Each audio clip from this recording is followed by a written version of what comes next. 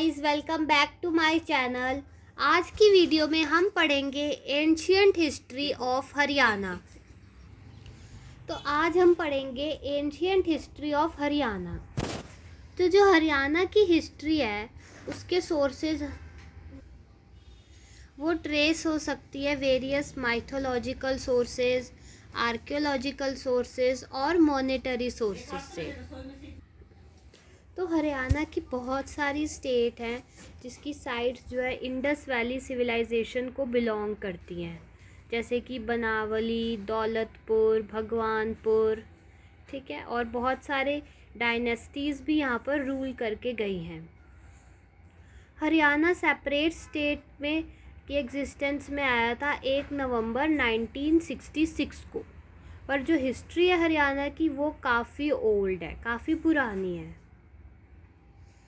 सो मनुस्मृति के according state जो है इसका ओरिजिन काफ़ी सारे देवताओं से हुआ था। इसे पहले ब्रह्मव्रत कहा जाता था, तो हरियाणा को पहले हम ब्रह्मव्रत कहते थे अकॉर्डिंग टू मनुस्मृति। हरियाणा को ब्रह्म ऋषि प्रदेश, उत्तर वेदी ऑफ ब्रह्मा, ये सब भी कहा जाता था। अब हम आते हैं अपने मेन टॉपिक पर, हिस्टोरिकल सोर्सेज ऑफ हरियाणा। तो हरियाणा में कौन से हिस्टोरिकल सोर्सेज मिले जिनसे हमें पता चलता है कि हरियाणा कितनी पुरानी है, या क्या क्या सोर्स से हमें हरियाणा के बारे में पता चलता है। तो कुछ लिटरेरी सोर्सेज मिले, जैसे कि लिटरेचर्स में जो हमारी पुरानी किताबें उसमें हरियाणा का जिक्र था। कुछ आर्कियोलॉजिकल सोर्सेज यानी कि पत्थर वत्थर पे या इंस्क्रिप्शंस वगैरह, और कुछ मॉडर्न सोर्सेज से भी हमें पता चलता है कि हरियाणा जो है उसकी हिस्ट्री के बारे में हमें पता चलता है। तो अगर हम लिटरेरी सोर्सेज की बात करें, यानी कि किताबों से, जो लिटरेचर से हमें हरियाणा के बारे में पता चलता है, तो जैसे कि वैदिक लिटरेचर हो गए, वेदों में बुद्धिस्ट लिटरेचर, जैन लिटरेचर, इन सब से हमें पता चलता है कि हरियाणा जो था,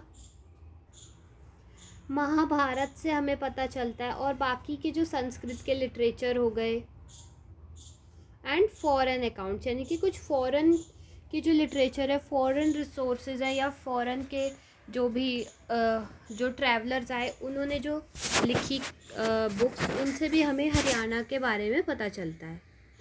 अब हम सबसे पहले आते हैं वैदिक लिटरेचर्स पर, यानी जो हमारे वेद हैं उनमें हमें हरियाणा के बारे में कैसे पता चलता है। जैसे वैदिक लिटरेचर हो गए हमारे वेद, ब्राह्मणास यानी वेदों के समझने के लिए जो ग्रंथ लिखे गए, उपनिषद, आर्यणकास, ये सब हरियाणा में ही कंपोज हुए। तो यही एक इम्पॉर्टेंट चीज़ है, ठीक है। हरियाणा में 2 एंशियंट रिवर्स थी, सरस्वती और दृष्टावती, जिनका वेदों में बहुत ज़्यादा जिक्र है। तो ये भी हरियाणा में ही बहती थी, ठीक है। Saraswati, Drishtavati have been described as a holy rivers in the Vedic literature, यानी कि पूजनीय, होली मीन्स जिनके हम पूजा करते हैं, रिवर्स की, ठीक है। देखिए फिर क्या है, शतपथ ब्राह्मणा और आर्यंकास में की जो लैंग्वेज थी, in the Shatpat Brahmanas and Aryankas, the language of ancient citizens of Haryana has been described as supreme, and conduct of the people has been described exemplary and courteous. इसका मतलब ये है कि शतपथ ब्राह्मण और आर्यंकास में ऐसा कहा गया है कि जो एंशियंट सिटीज़न थे हरियाणा के, यानी पुराने लोग थे हरियाणा के, उनकी जो मतलब एक लैंग्वेज को या उनके को कंडक्ट को एकदम सुप्रीम माना जाता था, ठीक है। और एक मतलब एग्जाम्पलरी एंड कॉर्टियस, यानी कि एक एग्ज़ाम, जैसे किसी चीज़ का एग्जाम्पल देते हैं कि ये देखो, मतलब एक मतलब अच्छा स्तर। और बाकी अगर हम देखिए हरियाणा की एंशियंट जर्नल लाइफ, तो वो जैमिनी ब्राह्मणा में हमें डिस्क्राइब की गई है। सोशो इकोनॉमिक लाइफ हरियाणा की छंदोग्य उपनिषद में हमें बताई गई है। उसके बाद अगर हम बुद्धिस्ट लिटरेरी सोर्सेज देखें, यानी कि बौद्ध धर्म के जो लिटरेचर्स हैं उसमें हरियाणा का क्या जिक्र है। सो बुद्धिस्ट टेक्स्ट है एक पपंचसुदानी, ठीक है। उसमें ये बताते हैं कि महात्मा बुद्ध जो थे वो हरियाणा के काफ़ी सारे प्लेसेस को उन्होंने विज़िट किया था। उसमें ये भाई इस प्लेस पे आए, इस प्लेस पे आए, तो ये पपन चसुदानी में लिखा हुआ है। Information about the ancient political life of Haryana, वो भी हमें एक बुद्धिस्ट लिटरेचर मजहिमा निकाया में मिलती है। बाकी बुद्धिस्ट टेक्स्ट है एक दिव्य वदान, ये हमें इंफॉर्मेशन देता है कि कैसे बुद्धिज़्म हरियाणा में फैला, how the propagation of Buddhism in the Haryana.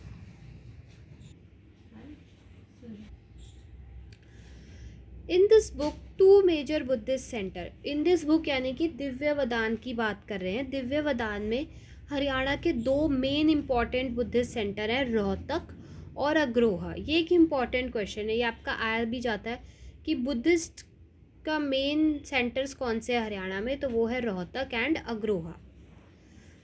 At that time Agroha was famous cultural centre, तो अग्रोहा एक फेमस कल्चरल सेंटर था। और देखें तो हमारे पास है महानिदान सूत और सतीपथान सूत, ये भी दोनों बुद्ध लिटरेचर हैं दीघा निकाया के, और मागांदिया सूत और अंजासपया सूत ऑफ मजहिमा निकाया, ये भी बहुत वाइडली पब्लिश्ड हुए थे, पब्लिकाइज्ड हुए थे हरियाणा में। तो इसमें आप दो देख रहे हैं, एक है आपका दीघा निकाया और दूसरा है मजहिमा निकाया। इन दोनों के ही पार्ट है, एक है महानिदाना सूत और सतीपथान सूत, ये दीघा निकाया के, और मगांदिया सूत और अंजासपया सूत मजहिमा निकाया के, ये भी काफ़ी फैले थे हरियाणा में। ठीक है, उसके बाद हम देखते हैं जैन लिटरेरी सोर्सेज। अब जैनिज़्म के कौन से लिटरेरी सोर्सेज थे जो हरियाणा के बारे में बताते हैं, तो मेजर जैन टेक्स्ट जो हैं वो हैं आपके परिशिष्ट पर्वन, भद्रबाहु चरिता और कथाकोश। ये हमें मतलब बताते हैं कि हरियाणा की social life, religious life, cultural life कैसी थी हरियाणा की 1st to 3rd सेंचुरी के बीच में। और एक जैन लिटरेचर है जिसमें बताया गया है कि अग्रोहा जो था वो मेजर सेंटर था जैनिज़्म का। तो हमें दो सेंटर मिल गए, एक तो अग्रोहा जो है वो रोहतक का, मतलब अग्रोहा जो है बुद्धिज़्म का भी है, देख सकते हैं यहाँ पर, और जैनिज़्म का भी है। ठीक है, तो अग्रोहा का बारे में क्या पता चलता है कि वो एक मेजर सेंटर था जैनिज़्म का, जिसमें ग्रेट जैन स्कॉलर लोहाचार्य रहे थे। ठीक है, और महाराजा अग्रसेन जो थे वो बिलोंग करते थे अग्रोहा सिटी को, ये तो आप लोगों को पता ही है। उसके बाद एक जैन पोएट है पुष्पदंता, उन्होंने भी स्टेट ऑफ हरियाणा को मेंशन किया है महापुराण में। ठीक है, श्रीधर ने पसनाही चिरायु में। तो रोहतक भी काफ़ी ज़्यादा मेंशन है जैन टेक्स्ट में, तो आप कह सकते हैं कि रोहतक एंड अग्रोहा दोनों ही जैन के और बुद्धिज़्म के मेन सेंटर्स रहे हैं।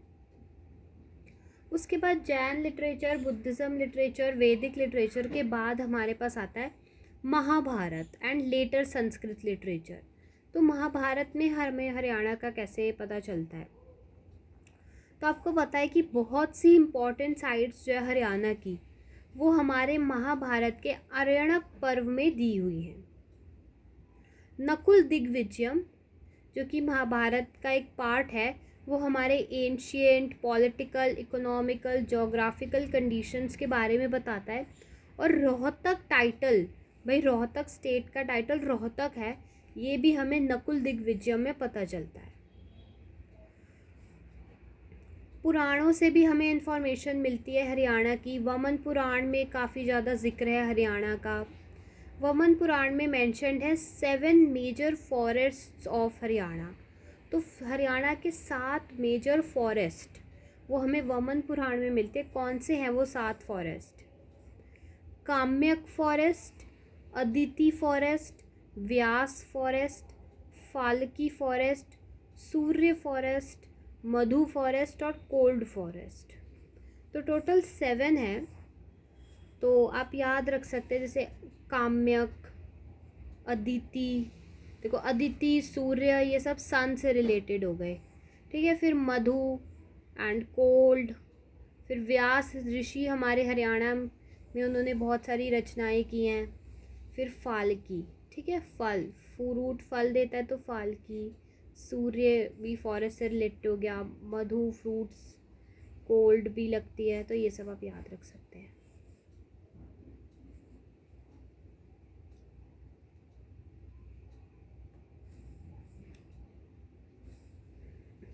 तो हमने बताया कि वामन पुराण में एक तो 7 फॉरेस्ट्स के बारे में जिक्र है, प्लस जो 9 नदियां हैं हमारे हरियाणा से फ्लो करने वाली, उनके बारे में भी हमें वामन पुराण में मिलता है। तो कौन सी वो 9 नदियां हैं?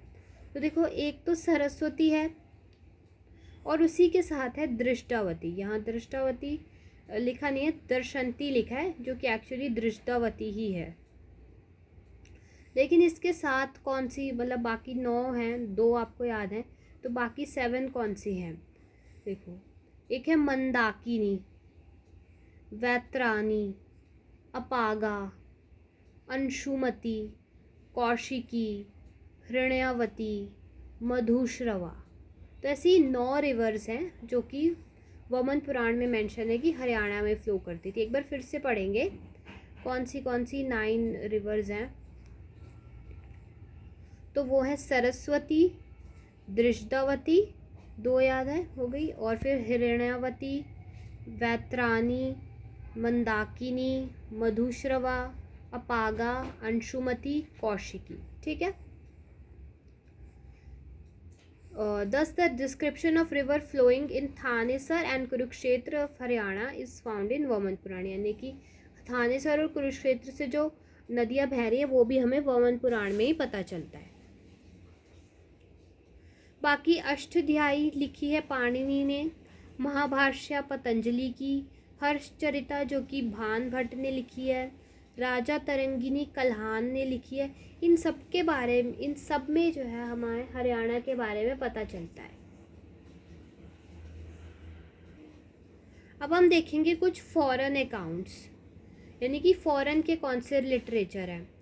तो फॉरेन ट्रैवलर्स ने भी हरियाणा के बारे में लिखा है, जिसमें से बहुत ही प्रोमिनेंट है फाहेन और ह्यूइन सैंग। ये 2 फॉरेन ट्रैवलर आए थे जिन्होंने हरियाणा के बारे में लिखा था। तो अब हमने लिटरेरी सोर्सेज तो पढ़ लिए, अब हम पढ़ेंगे आर्कियोलॉजिकल सोर्सेज। तो आर्कियोलॉजिकल सोर्सेज यानी कि जो जो पुरानी चीज़ें थी जिन पे हमने खुदाई करी और हमने उनको ढूंढा। तो अलेक्जेंडर कनिंघम जो है, सर अलेक्जेंडर कनिंघम को हम इंडियन आर्कियोलॉजी के फादर के नाम से जानते हैं, क्योंकि उन्होंने काफ़ी सारी खुदाई करी है इंडिया में और काफ़ी सारी चीज़ों को खोजा है, ठीक है। तो वो इंडिया आए थे लगभग 1862 AD में, और ऐसा कह सकते हैं कि वो फर्स्ट पर्सन थे जिन्होंने इंडिया, मतलब हरियाणा को एक्सप्लोर किया था। फिर 1888 और 1809 के बीच में रॉगर्स आए थे जिन्होंने कनिंघम के फिर काम को आगे बढ़ाया था। तो अलेक्जेंडर कनिंघम आए थे 1862 AD में, ठीक है, और फिर 1888 में आए थे रॉगर्स।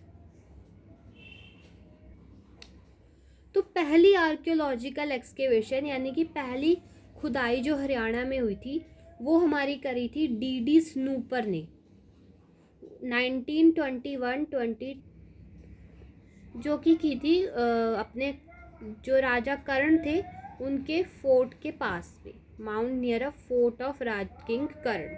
कब की थी D.D. स्नूपर ने पहली आर्कियोलॉजिकल एक्सकेवेशन करी थी? D.D. स्नूपर ने 1921-22 के अंदर, ठीक है। और कहाँ करी थी? जो फोर्ट ऑफ किंग कर्ण है उसमें, उसके पास।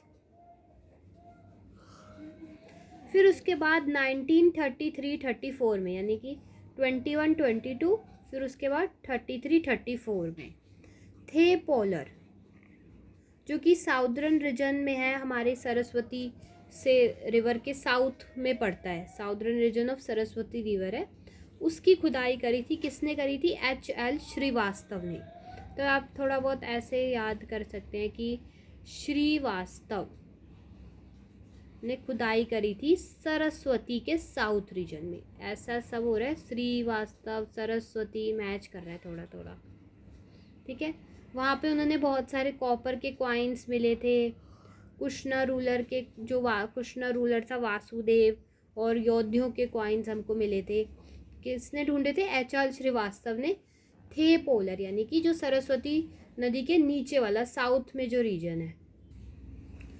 और भी अगर हम आर्कियोलॉजिकल मटेरियल्स देखें तो हमें अमीन, पेहोवा, थानेसर, इन सब से हमें यानी कुरुक्षेत्र, ये सब कुरुक्षेत्र के आसपास की के अंदर की आसपास की जगहें हैं। थानेसर, पेहोवा, अमीन, तो ये सब हमारे प्रोफेसर बी लाल ने सब की लीडरशिप के अंदर ये सब ढूंढा गया था। अब पंजाब यूनिवर्सिटी की डायरेक्शन के अंदर हमने क्या क्या ढूंढा है? सुघ हरियाणा के अंदर है 64-65 में, मिताथल 1968 में, सिसवाल 1970 में, ठीक है। तो 64-65 में सुघ, फिर 68 में मिताथल, और सिसवाल सीधा 1970 में। ये सब खुदाई की थी पंजाब यूनिवर्सिटी की डायरेक्शन के अंदर। ऐसे ही कुरुक्षेत्र यूनिवर्सिटी की डायरेक्शन में क्या क्या हुआ? ये तो पंजाब यूनिवर्सिटी की हो गई, सुघ, मिताथल और सिसवाल। कुरुक्षेत्र यूनिवर्सिटी में आ गए दौलतपुर, राजा कर्ण का फोर्ट, मिर्ज़ापुर और बालू जो कि जींद है। यानी कि जब पंजाब यूनिवर्सिटी की एक्सकेवेशन ख़त्म हुई 1970 में, उसके बाद कुरुक्षेत्र यूनिवर्सिटी की शुरू हुई 68-70 के बीच में, 71 75 76, ये 72 73, इन सब के बीच, यानी कि 70 से लेकर 1980 तक के बीच में कुरुक्षेत्र यूनिवर्सिटी का रहा। बाकी अब महर्षि दयानंद यूनिवर्सिटी के अंडर भी बहुत सारी एक्सकेवेशन हुई, जैसे कि हाट इन जींद, खोखरा कोट इन रोहतक, ये MDU यूनिवर्सिटी ने ढूंढे। फिर उसके बाद 1974-75 में आया हरियाणा का आर्कियोलॉजिकल सर्वे का डिपार्टमेंट। उन्होंने खुदाई की बनावली की, अग्रोहा की और कुनाल की, ठीक है। फिर उसके बाद की भगवानपुर की, कशितल की, तो जिसमें हमें बहुत सारे क्वाइंस, ऑर्नामेंट्स, पॉटर, ये सब कुछ मिलता है। अब हम मेन आर्कियोलॉजिकल सोर्सेज को हम 5 पार्ट्स में डिवाइड करते हैं, और अब हम एक एक करके उन पार्ट्स को पढ़ेंगे, ठीक है। तो पहला पार्ट होता है आर्कियोलॉजिकल सोर्सेज का रिकॉर्ड्स एंड इंस्क्रिप्शंस, यानी कि रिकॉर्ड्स या फिर इंस्क्रिप्शन, यानी पत्थरों पे कुछ लिखा हुआ या कहीं भी पिलर्स पे कुछ लिखा हुआ, ऐसे इंस्क्रिप्शंस से हमें क्या पता चलता है हरियाणा के बारे में। तो टोटल हरियाणा के अंदर 37 रिकॉर्ड इंस्क्रिप्शंस पाए गए, यानी कि टोटल 37 इंस्क्रिप्शंस पाए गए हैं हरियाणा के अंदर। और सबसे जो ओल्डेस्ट इंस्क्रिप्शन है हमारा, वो कौन सा है? टोपरा इंस्क्रिप्शन। तो टोपरा इंस्क्रिप्शन जो है वो बिलोंग करता था मौर्यन रूलर अशोका को। इसी टोपरा पिलर के ऊपर ही टोटल 7 इंस्क्रिप्शंस दी हुई हैं, ठीक है, जो कि अभी हमारे प्रेजेंटली यमुनानगर के अंदर है। जो स्क्रिप्ट है टोपरा इंस्क्रिप्शन की वो ब्राह्मी है और लैंग्वेज संस्कृत है। मैंने बताया कि टोटल 7 इंस्क्रिप्शंस थी टोपरा पिलर पे, तो उसमें से जो 3 इंस्क्रिप्शन है वो चौहान रूलर विग्रहराज 4th की हैं, ठीक है। वो भी टोपरा पिलर्स पे है, जिसपे वो बताते हैं कि कैसे विग्रहराज ने मिलिछास के ऊपर अपनी जीत हासिल की थी, वो कैसे उन्होंने मिलिछास को हराया और जीते। तो उनकी विक्ट्री के गाथा जो है वो टोपरा इंस्क्रिप्शन में लिखी हुई है। 3 इंस्क्रिप्शन हैं विग्रहराज की टोपरा पे। फिर जो टोपरा की इंस्क्रिप्शन थी ना, वो फिरोज शाह तुगलक दिल्ली ले गया था, तो उसने दिल्ली ट्रांसफ़र कर दी थी यहाँ हरियाणा से हटा के। तो टोपरा इंस्क्रिप्शन तो हो गई। बाकी और कौन सी इंस्क्रिप्शंस मिलती है? जैसे कि एक खरोस्थी स्क्रिप्ट की इंस्क्रिप्शन है जो कि हमें करनाल में मिलती है, जिसमें हमें बता रहा है कि कैसे पोंड की कंस्ट्रक्शंस हुई करनाल में, ठीक है। एक हमें इनकम्प्लीट इंस्क्रिप्शन मिलती है कपाल मोचन के अंदर। और देखें तो कुरुक्षेत्र में हमें इंस्क्रिप्शन मिलती है जिसमें राजा देवांका की ग्लोरी के बारे में लिखा है, कैसे उन्होंने Laos country of loss country, अच्छा ठीक है, तो ये थोड़ा सा गलत हो गया। एक्चुअली हमें एक इंस्क्रिप्शन मिलती है जो कि है लॉस कंट्री में, लाओस कंट्री के अंदर, जो लिखी है राजा देवांका ने। और उस लाओस कंट्री की इंस्क्रिप्शन में राजा देवांका कुरुक्षेत्र की ग्लोरी के बारे में क्या बता रहे कि उसमें क्या क्या खासियत है कुरुक्षेत्र में, मतलब कुरुक्षेत्र की तारीफ़ की है उन्होंने। और वो है कहाँ, इंटरनेशनल चले गए हरियाणा, देखो लाओस कंट्री के अंदर है, ठीक है।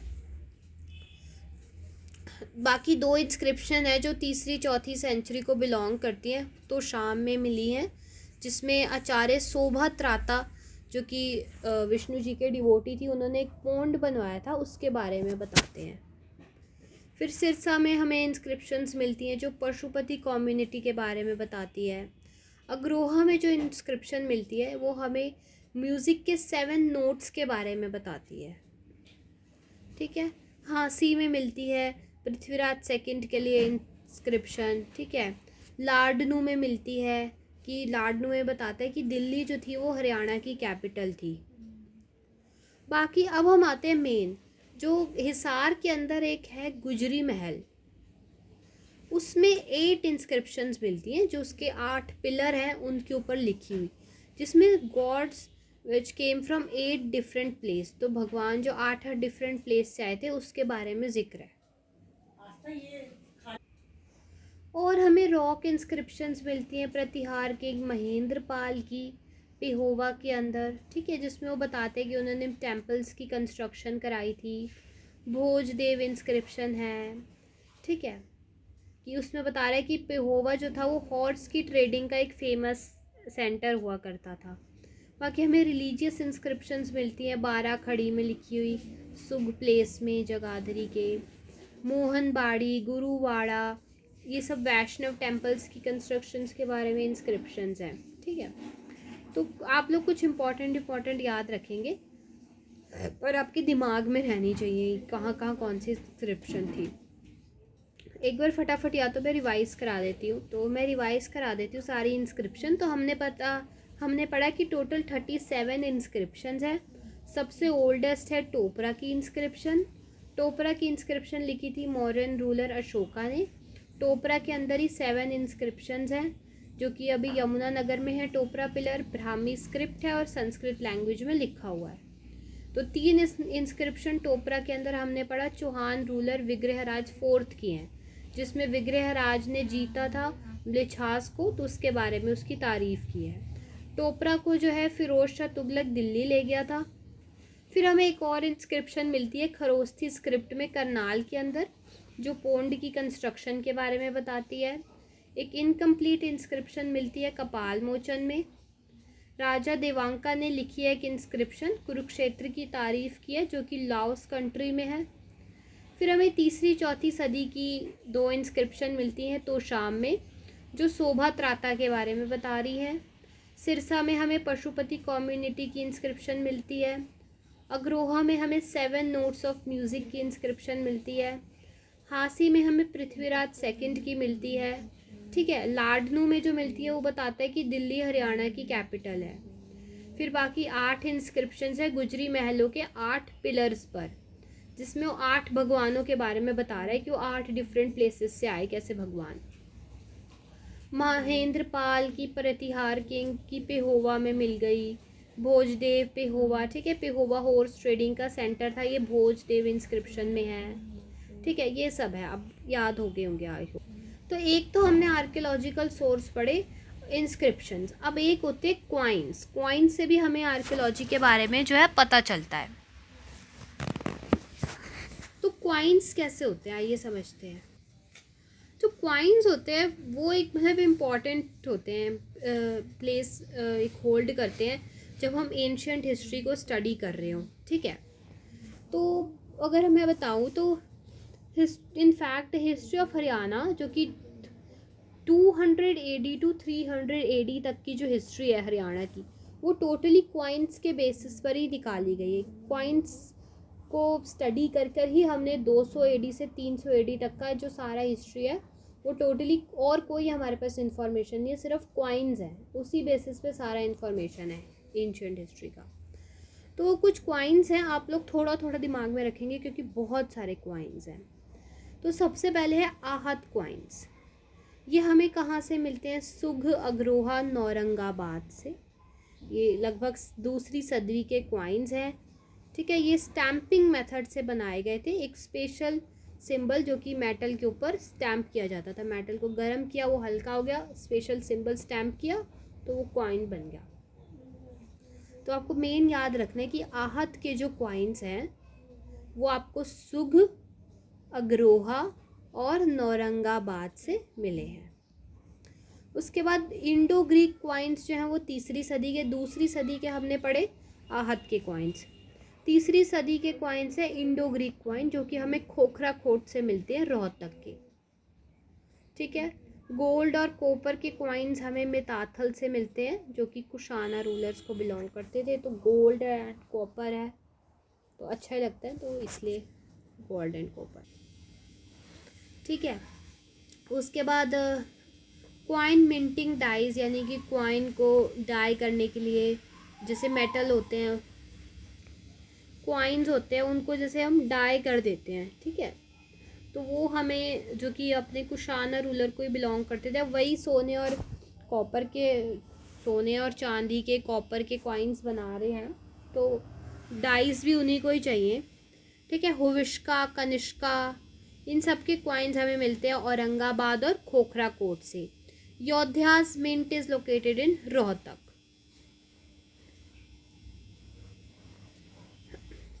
नेक्स्ट आता है क्वाइंस ऑफ अगर पीपल। तो अगर पीपल के क्वाइंस कहाँ बिलोंग करेंगे? अगर अगर वाले से, यानी अग्रोहा से, ठीक है। फिर बरवाला से, अर आ रहा है ना, ऐसे औरंगाबाद, ठीक है। और कुनिंदा रूलर्स के क्वाइन कहाँ से मिलेंगे? करनाल से, जगाधरी से, सुघ से, बुढ़िया से। तो लगभग अभी आपको क्वेश्चंस भी हम कराएंगे, आप इसको भी दोबारा रिवाइज करोगे तो आपको याद हो जाएगा, आप टेंशन मत लो याद करने की। फर्स्ट टाइम सबको ऐसे लगता है कि याद नहीं हो रहा। बाकी गुप्ता रूलर, समुद्र गुप्ता के क्वाइंस हमें मिताथल से मिलते हैं। समुद्र गुप्ता काफ़ी समुद्र टाइप अच्छा राजा लगता है नाम से, तो इसलिए मिताथल भी मीठा मीठा, तो समुद्रगुप्ता वहीं पे है।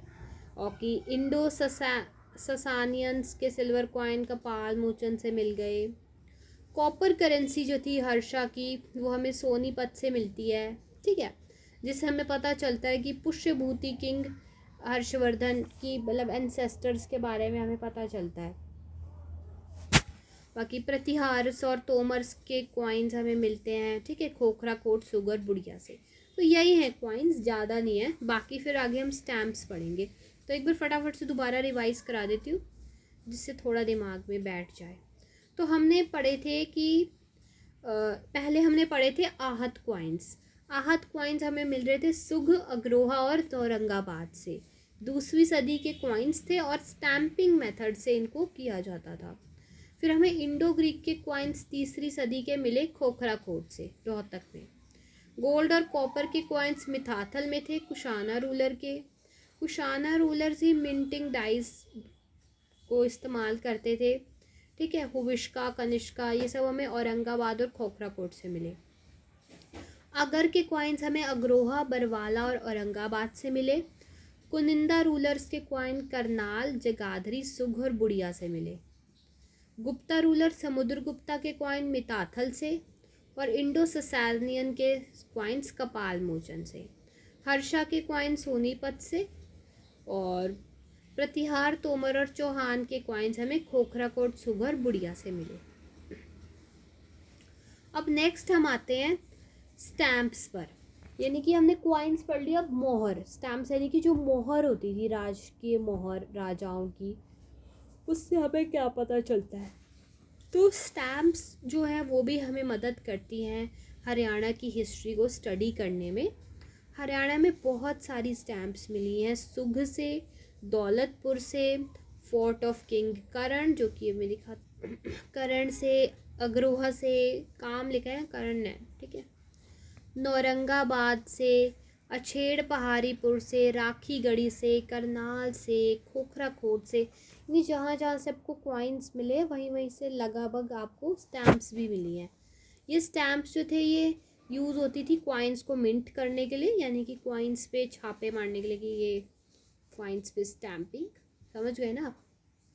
और हमें एक म्यूज़ियम है झज्जर डिस्ट्रिक्ट में जहाँ पर ये सारी मोस्ट ऑफ द स्टैम्प्स जो है प्रिजर्व करके रखी हुई हैं। कहाँ पे है म्यूज़ियम? झज्जर में है। एक स्टैम्प है यौधियन पीरियड की जो हमें अग्रोहा में मिलती है। उसमें एक इंस्क्रिप्शन है, मिंटेड की गई है by the administrative system of Yaudheyan, यानी कि एक जैसे इंस्क्रिप्शन हुई यौधियों की, उन्होंने उस पर अपनी मोहर लगाई हुई है, ठीक है, जिससे पता चलता है कि एक मतलब एडमिनिस्ट्रेटिव सिस्टम लिखा है उस पर यौधियों का, और उस पर राज की मोहर है, तो यौध्य की किसी राजे ने बनाई होगी। अब हम पढ़ते हैं कुछ मॉन्यूमेंट्स। कौन से मॉन्यूमेंट्स है हरियाणा में जिससे हमें एंशियंट हिस्ट्री के बारे में पता चलता है। तो जो हमारा थानेसर है कुरुक्षेत्र में, वहाँ पर किंग कर्ण का फोर्ट है, ठीक है, और बाकी remains of the fort of emperor Harshvardhan भी हैं। तो कुरुक्षेत्र के अंदर कर्ण का फोर्ट तो हो गई, और हर्षवर्धन की कैपिटल थी कुरुक्षेत्र। अगर आपने नॉर्मल एंशियंट हिस्ट्री पढ़ी हो हरियाणा की तो उसमें हमें पता चलता है कि हर्षवर्धन की कैपिटल वाज कुरुक्षेत्र। तो उसके भी फोर्ट के कुछ रिमेन्स हैं, पूरी तरह तो वो नहीं मिला। फोर्ट ऑफ एंशियंट हासी मिलता है, जो कि अब र्यून्स में बदल गया है, पर था वहाँ पे, ठीक है, लगभग 8वीं-12वीं सदी का है, ठीक है। बाकी टेम्पल्स मिलते हैं हमें, टेम्पल्स मिलते नहीं हैं, उनके कुछ र्यून्स यानी कि टुकड़े मिलते हैं रोहतक, पिंजौर, कलायात से। मॉडर्न पीरियड के स्तूपा जो है चानेती स्तूपा आपने सुना होगा, अशोका की लाट ये टोपरा में मिलती है, हिसार में मिलती है, फतेहाबाद में, इन सब में मिलती है। अब कुछ स्टैचूज़ एंड स्कल्पचर्स भी हैं जो हमें मिलते हैं हरियाणा में, यानी मूर्तियाँ हो गई, कोई स्टैचू हो गए, तो जैसे एंशियंट हिस्ट्री के बारे में पता चलता है। जैसे कि वैष्णविज्म से, यानी कि Vishnu ji, Vaishnavism means Vishnu ji, Buddhism के, जैनिज़्म के हमें कुछ स्कल्पचर्स मिलते हैं, ठीक है, टेराकोटा के बने हुए। ये लगभग 2nd सेंचुरी के हैं या फिर 10th 11th सेंचुरी तक के हैं सारे स्कल्पचर्स। हरियाणा का जो मेन सेंटर है स्कल्पचर का वो था शुंग पीरियड, यानी शुंग के जो लोग थे उन्होंने बहुत सारे स्कल्पचर्स बनवाए थे, ज़्यादातर वो सुग में हैं। Main centre of sculptures of Kushana period was Rohtak. तो शुंगा पीरियड का जो स्कल्पचर का मेन सेंटर था वो सुग था, और कुशाना का था रोहतक। मिडिवल स्कल्पचर्स भी ऑब्टेन्ड होते हैं हरियाणा में प्रतिहार और तोमर पीरियड के। तो अब हमने सब पढ़ लिया, आर्कियोलॉजिकल सोर्सेस पूरे पढ़ लिए। अब हम आएंगे नेक्स्ट पार्ट जो कि आता है, हमने पहले लिटरेरी सोर्सेस पढ़ लिए, फिर आर्कियोलॉजिकल सोर्सेस पढ़ लिए, नेक्स्ट होता है मॉडर्न सोर्सेस। तो मॉडर्न सोर्सेस ऐसे कौन से हैं जिससे हमें पता चलता है हरियाणा के बारे में। तो मॉडर्न सोर्सेज भी बेसिकली लिटरेरी टेक्स्ट ही होते हैं, लेकिन ये वो वाली बुक्स को इंक्लूड करते हैं जो कि मॉडर्न टाइम में लिखी गई हैं। तो मॉडर्न सोर्सेज के बारे में पढ़ें तो एक बुक है द हिस्ट्री ऑफ गुरुग्राम, ठीक है, रोहतक एंड हिसार डिस्ट्रिक्ट, जिसमें हमें हरियाणा की काफ़ी सारी हिस्ट्री के बारे में पता चलता है। फिर है तारीख झज्जर, आभीर कुल दीपिका, ये हमें रेवाड़ी रीजन की हिस्ट्री के बारे में बताती है जो कि उर्दू लैंग्वेज में लिखी है, ठीक है। तो यही है through then the Punjab government are very important. फिर है श्री राम शर्मा आचार्य, श्री राम शर्मा आचार्य, उन्होंने बुक लिखी है हिस्ट्री ऑफ हरियाणा, जिसने बहुत सारी इंफॉर्मेशन दी है हमें हरियाणा की हिस्ट्री के बारे में। तो हरियाणा की हिस्ट्री के मेन लेखक ही हैं श्री राम शर्मा आचार्य। सो अब हम मेन शुरू करेंगे एंशियंट हिस्ट्री ऑफ हरियाणा। अब तक जो हम लोग सारे सोर्सेस पढ़ रहे थे जिससे हमें हिस्ट्री के बारे में पता चला। तो अब मेन हमने जो सारे सोर्सेस थे वो इकट्ठे कर लिए। अब फिर जो हमने हिस्ट्री निकाली उनसे, अब हम उस एंशियंट हिस्ट्री ऑफ हरियाणा को पढ़ेंगे। तो the state of Haryana existed in ancient time और and was also home to humans. तो यही सही बात है कि हरियाणा, ये तो हमें पता चल गया कि हरियाणा काफ़ी पुरानी है और उसमें काफ़ी सारे लोग रहा करते थे। तो एक हमें मिलता है गाय एलोक पिलग्रिम। वहाँ पे हमें गाय एलोक पिलग्रिम ने क्या फाउंड किया, एक पिंजौर में फाउंड किया स्कल, यानी कि खोपड़ी, जो हमें बताती है, जो पता है कितने साल पुरानी है, 15 मिलियन ईयर्स एगो की है, जिसमें पता चलता है कि मतलब बहुत ही प्रिमिटिव ह्यूमन बींग्स जो थे हरियाणा में थे, यानी कि एकदम आदिवासी नहीं, तो क्या कहते हैं उसको। तो गाय एलोक पिलग्रिम ने क्या फाइंड किया, एक स्कल फाउंड किया है पिंजौर के अंदर। पिंजौर हमारे हरियाणा के पंचकुला में है, जहाँ पे हमें 15 मिलियन ईयर एगो पुरानी हमें स्कल मिली है, ठीक है, यानी कि 15 बिलियन साल पहले से हरियाणा में लोग रह रहे हैं। और एंशियंट इंडिया ऑफ हरियाणा को हम 3 पार्ट्स में डिवाइड कर सकते हैं, pre historic period, proto historic और हिस्टोरिकल पीरियड। तो सबसे पहले पढ़ते हैं प्री हिस्टोरिक पीरियड। तो प्री हिस्टोरिक पीरियड वो होता है जिसका कोई रिटर्न एविडेंस नहीं है, उसे हम प्री हिस्टोरिक पीरियड कहते हैं। इससे हमें मतलब जो भी चीज़ें मिली उन्हीं से हमने अंदाज़ा लगाया कि क्या क्या था, ठीक है। अब इस प्री हिस्टोरिक को भी 3 पार्ट्स में डिवाइड कर सकते हैं, पैलियोलिथिक एज, मीज़ोलिथिक एज और नियोलिथिक एज। तो सबसे पहले पढ़ेंगे पैलियोलिथिक एज। तो अब ध्यान से सुनना, नाम बताऊंगी। पैलियोलिथिक एज पढ़ रहे हैं, दिलीप चक्रवर्ती, SR Phogat, नयनजोत Lahiri, MK Kumar, GC Mohapatra, ठीक है, ये सारे आर्कियोलॉजिस्ट थे जिन्होंने बहुत सारे स्टोन टूल्स फाइंड किए हरियाणा से। तो हमें पता चला कि पैलियोलिथिक में मिल्की ब्राउन क्वार्टेजाइट से बने हुए हमें स्टोन के टूल्स मिले। तो थोड़े आपको नाम नहीं याद होते, थोड़े बहुत याद रख लो, दिलीप चक्रवर्ती, SR फोगाट, नयन ज्योति, MK कुमार और GC, ठीक है। पैलियोलिथिक टूल्स जो है हमें कहाँ कहाँ से मिलते हैं, जैसे कि धामली हो गया, कोटला हो गया, सुकेतड़ी, पिंजौर, पपलीना, झिरका, ये सारे एरिया से हमें टूल्स मिले, ठीक है। ये स्टोन टूल्स राउंड थे, स्मॉल थे, फ्लैट थे शेप में और ज़्यादातर हंटिंग के पर्पस से यूज़ किए जाते थे। टूल्स जो मिले हम उनको 2 टाइप्स में डिवाइड कर सकते हैं, core and flake. Palaeolithic period को भी हम फर्दर 3 पार्ट्स में डिवाइड कर सकते हैं, लोअर पैलियोलिथिक सबसे पहला, फिर middle palaeolithic and then upper palaeolithic. तो सबसे पहले पढ़ते हैं लोअर पैलियोलिथिक। लोअर पैलियोलिथिक था आपका 5 लाख टू 1.25 लाख साल पहले का। इसमें हमें ह्यूमन जो थे वो स्टोन यूज़ करते थे, core to make stone tools, जिससे उन्होंने क्रूड, एक्स, स्क्रैपर ये सब बनाए। इसके एविडेंस हमें मिलते हैं पिंजौर कालका रीजन में और बाकी ये गुरुग्राम और फरीदाबाद में। इसके जो टूल्स थे वो हमें 10 आर्कियोलॉजिकल साइट्स में मिले, पिंजौर कालका रीजन की, दामला, सुकेतड़ी, चंडी मंदिर, मनसा देवी, डेरा खुरानी, महरावाला, खंडी खांडा, चंडी कोटला, नया गांव और पिंजौर, ठीक है। अगर हम मिडल पैलियोलिथिक पीरियड की बात करें, जो कि था 1,25,000 से 40,000 ईयर्स पहले का, इसमें जो क्या था, स्टोन टूल्स अब छोटे छोटे हो गए, जैसे कि स्क्रैपर्स हो गए, बोरर्स हो गए।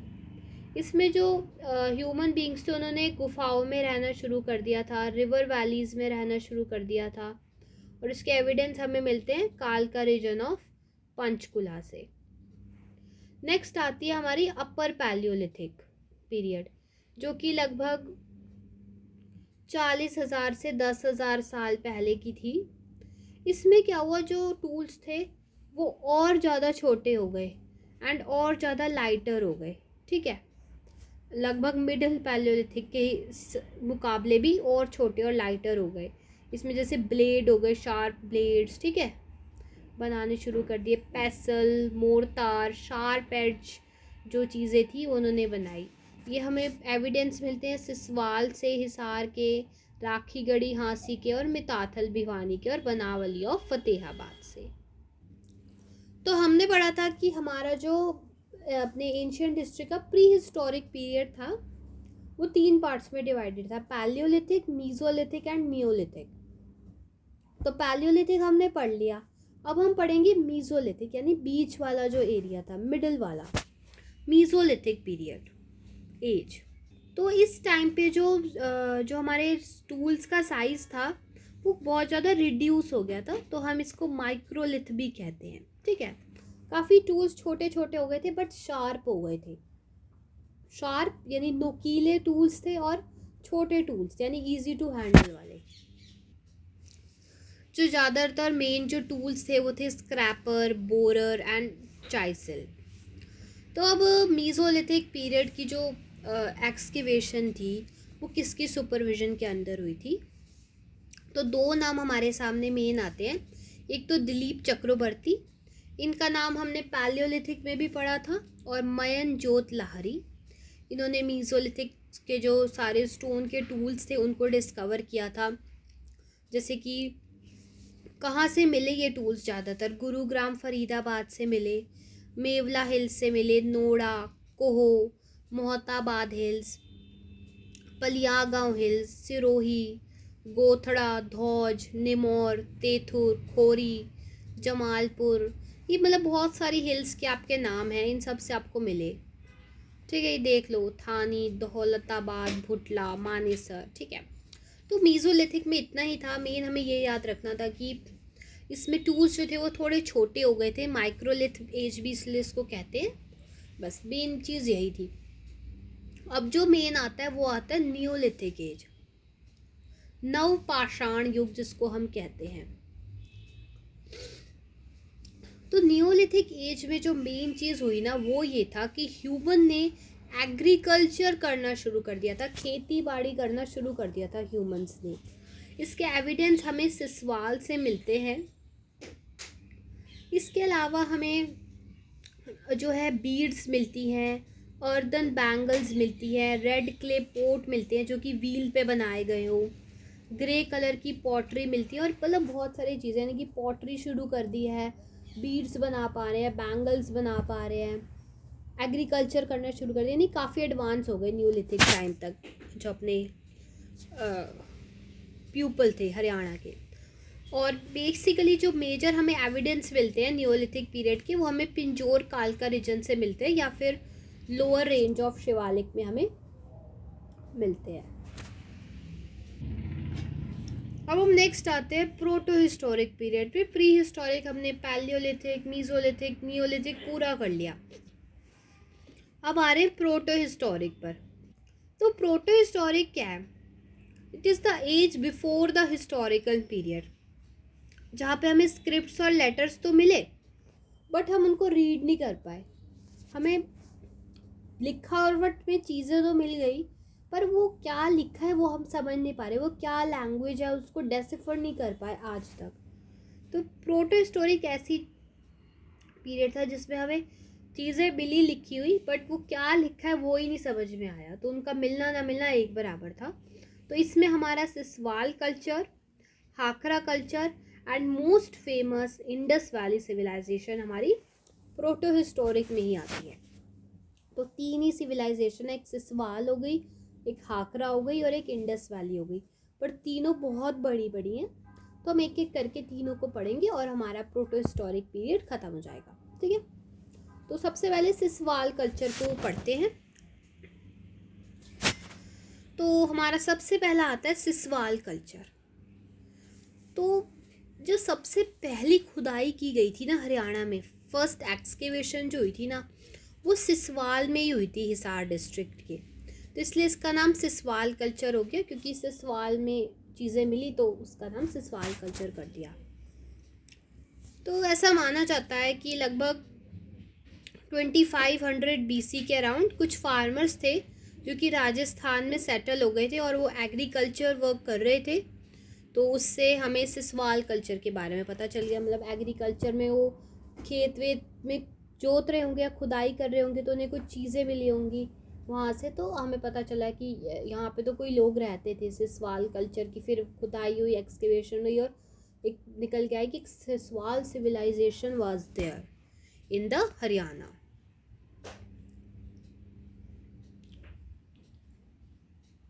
तो ये कल्चर बेसिकली रिप्रेजेंट करता था development of the farming community. तो हम सिसवाल कल्चर को फार्मिंग कल्चर के नाम से भी जानते हैं।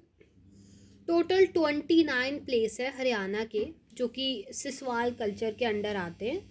सिसवाल कल्चर को हम 3 पार्ट्स में ज़्यादातर डिवाइड कर देते हैं, pre Siswal settlement, middle Siswal settlement और लेटर सिसवाल सेटलमेंट्स। ठीक है, तो 13 प्री सिसवाल सेटलमेंट हैं, 9 जो है वो दृष्टावती में है, 2 सरस्वती रिवर वैली पे हैं और 2 यमुना रिवर वैली पे, यानी कि टोटल 13 हैं आपकी लोकेशंस है प्री सिसवाल सेटलमेंट की, जिसमें से 9 जो हैं वो दृष्टावती वैली पे हैं, 2 आपकी सरस्वती वैली पे और 2 आपकी यमुना रिवर वैली पर हैं।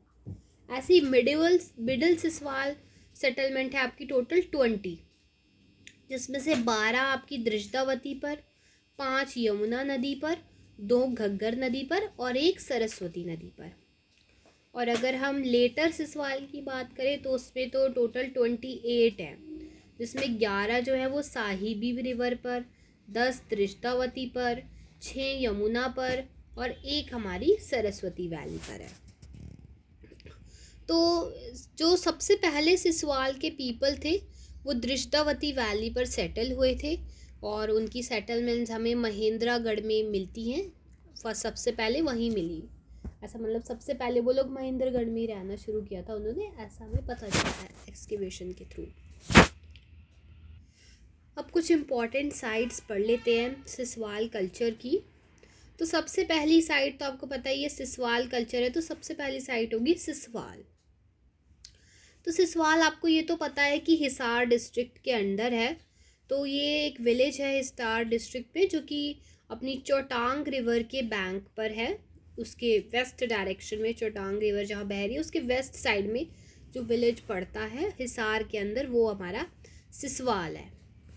तो 1968 के अंदर कुछ हमें रिमेन्स मिले, ठीक है, जो कि एक सुपरफिशियल इन्वेस्टिगेशन हुई थी। तो बेसिकली मेन जो मतलब जैसे 1968 में ऐसा लगा कि यहाँ पे कुछ है, अपने आप ही मिल गए, किसी ने सर्वे नहीं किया था। तो लेकिन फिर क्या हुआ, पंजाब यूनिवर्सिटी के हमारे प्रोफेसर डॉक्टर सूरज भान ने 1970 में यहाँ पर खुदाई करवाई और सारे चीज़ों को बाहर निकाला। तो हमें क्या क्या मिला सिसवाल से, हमें माउंट ऑफ सिसवाल से क्या मिला, हैंडमेड पॉटरी की चीज़ें, पेंटेड बैंगल्स क्ले की बनी हुई, बीड्स मिली, कॉपर के हैंडल सिकल मिले, स्टोन के टूल्स मिले, ठीक है, वेसल्स पॉटरी की बनी हुई चीज़ें मिली हैं सिसवाल से, ठीक है, जिन पे ब्लैक और वाइट का पेंट भी था।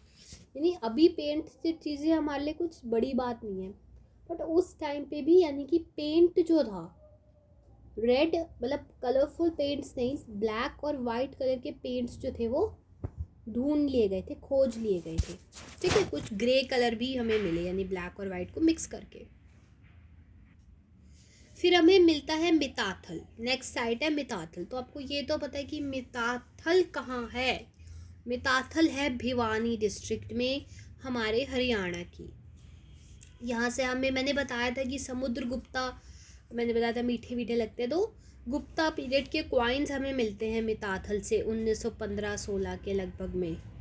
इसकी भी जो एक्सकेवेशन कराई थी नन अदर देन डॉक्टर सूरज भान, पंजाब यूनिवर्सिटी के प्रोफेसर ने, ठीक है। इसमें हमें मिताथल का जो माउंट था वो 2 पार्ट्स में डिवाइडेड था, जो कि 4 to 5 मीटर हाइट का था। यहाँ पे हमें सन ड्राइड हाउस मिले रॉ ब्रिक्स के, यानी सन ड्राइड रॉ ब्रिक्स यानी कि पकी हुई नहीं है, धूप पे सुखाई गई हैं ईंटें, उनके बने हुए घर मिले, ठीक है। ऐसे घर मिले जिनकी रूफ जो थी वो थैच की बनी हुई थी, यानी कि घास वगैरह से नहीं बनाते, मतलब नॉट पक्की छत नहीं है, घासों से पहले बनाई जाती थी छत, वैसी थैच की। ड्रॉ ब्रिक्स मिली लगभग 30-20 x 10 सेंटीमीटर्स की मिताथल से। ये देख सकते हो मिताथल से, जैसे टेराकोटा के टॉयज मिले हैं, बीड्स मिल रही हैं, बैंगल्स मिल रही हैं टूटी हुई, ठीक है, व्हील्स टेराकोटा के, टेराकोटा से बनी हुई आइटम्स, ठीक है, ये सब मिला। और क्या मिले, पॉट्स मिले, आपको पता है मतलब यानी कि पॉटरी तो चल ही रही थी सिसवाल के टाइम पर, ठीक है। फायर बेक्ड व्हील्स मिले, क्ले बैंगल्स, हरे रंग की चूड़ियाँ, ठीक है, स्टोन की बॉल्स, स्टोन के पडल, कॉपर की बैंगल्स, एलिफेंट के दांत के पिन्स, ठीक है, ग्रे कलर की बर्तन, ये सब हमको मिले। उसके बाद नेक्स्ट साइड आती है हमारी बनावली। बनावली भी एक छोटा सा गांव है फतेहाबाद डिस्ट्रिक्ट में। बनावली जो था वो 1965 में डिस्कवर तो हो गया था, पर उसकी एक्सकेवेशन शुरू हुई 1974 में, जो कि हमारे department of archaeology Haryana government ने उसने कराई है।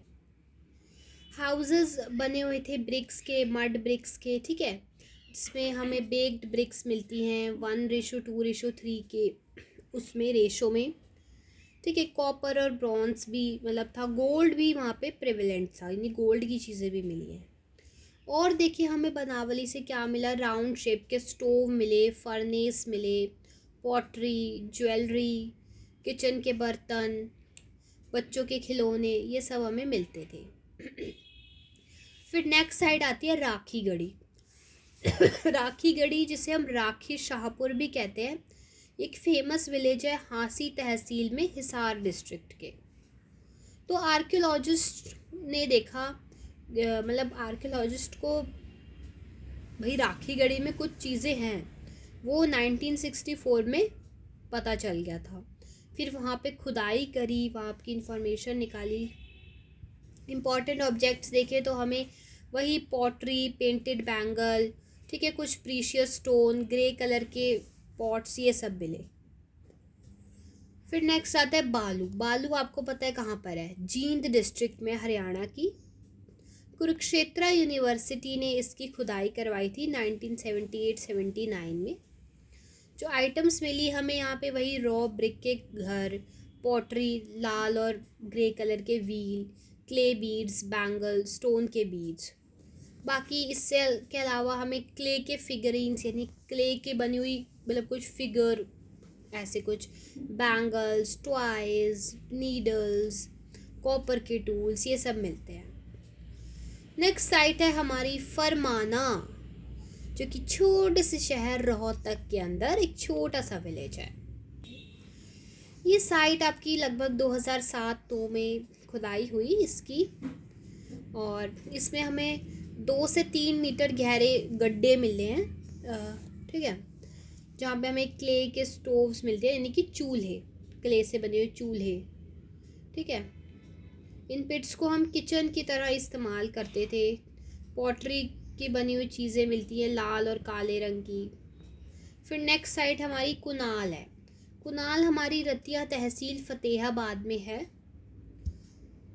ये एकदम सरस्वती रिवर के बैंक पर थी। यहाँ से भी हमें एक रॉयल क्राउन मिला है, गोल्ड एंड सिल्वर की ज्वेलरी मिली है। फिर नेक्स्ट आता है गिरावड़। गिरावड़ भी हमारा रोहतक में है।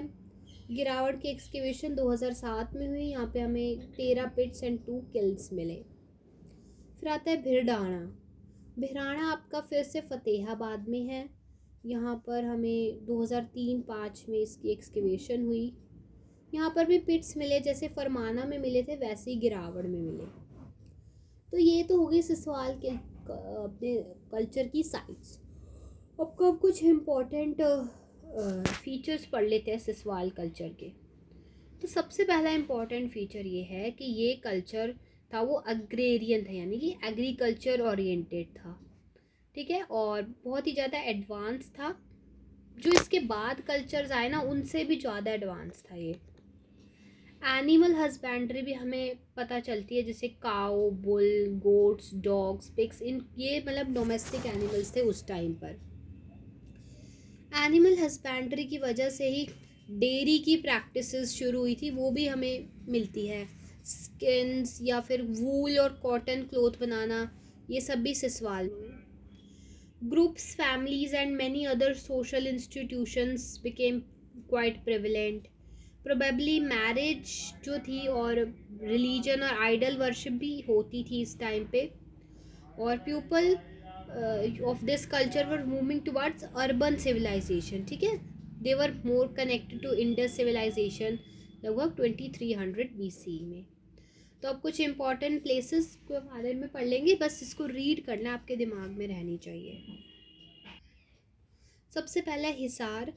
हिसार में आपका आता है सिसवाल, सालिमगढ़, शाहपुर, पतान, खुर्द, अलीपुर, खरड़, सिसाई, डाटा, पाली, राखीगढ़ी और सेंधवा। सिरसा में आता है बानी, तलवाड़ा, रात तिब्बा, चिम्मू, रानिया। भिवानी में आपके कौन से आते हैं? दादरी, महेंदू, छांग, तिगाना। रेवाड़ी में बदली, लोहार, बादशाह। गुरुग्राम में अलदुका, सुल्तानपुर, मुकोला, गोकलपुर, मुनेंद्रा, पापड़ा, मामलिका। मतलब याद नहीं होने, मुझे पता है, ठीक है, दिमाग में रखना।